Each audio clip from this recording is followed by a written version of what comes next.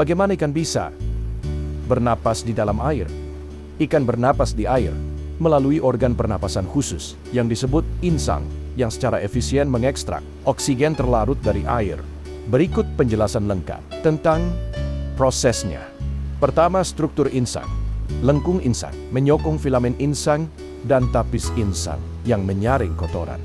Filamen insang, struktur seperti rumbai yang dilapisi amela, lipatan kecil seperti lempengan, ini menyediakan luas permukaan besar untuk pertukaran gas pembuluh darah.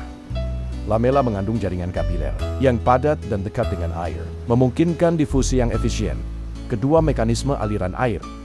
Ikan mengambil air melalui mulut. Saat mulut menutup, air dipaksa melewati insang dan keluar melalui operkulum, flap pelindung pada ikan bertulang sejati, atau celah insang pada ikan bertulang rawan seperti hiu. Aliran satu arah ini memastikan pasokan air kaya oksigen yang konstan. Ketiga, sistem pertukaran berlawanan arus, counter current exchange.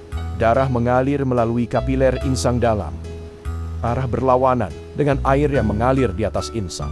Ini mempertahankan gradien konsentrasi yang curam di sepanjang lamela, memaksimalkan penyerapan oksigen, efisiensi hingga 80% dibandingkan 25% jika alirannya searah. Keempat, proses pertukaran gas oksigen O2 berdifusi dari air yang kaya oksigen ke dalam darah yang miskin oksigen di kapiler. Carbon dioksida CO2 berdifusi dari darah ke dalam air yang kemudian dikeluarkan. Kelima, mengapa insang tidak berfungsi di udara?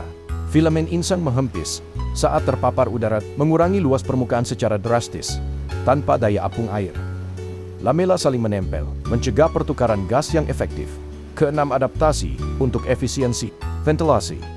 Beberapa ikan secara aktif memompa air melewati insang, misalnya melalui otot operkulum, memungkinkan pernapasan bahkan saat diam. Ciri khusus, habitat. Ikan di lingkungan rendah oksigen, misalnya perairan hangat, mungkin memiliki permukaan insang yang lebih besar atau adaptasi perilaku, misalnya mengambil udara seperti pada ikan labirin. Intinya, insang ikan memanfaatkan fisika difusi dan aliran berlawanan arus untuk mengekstrak oksigen yang cukup dari air meskipun kandungan oksigennya lebih rendah dibandingkan udara. Sistem ini sangat adaptif untuk lingkungan air tetapi tidak efektif di udara karena keterbatasan struktural.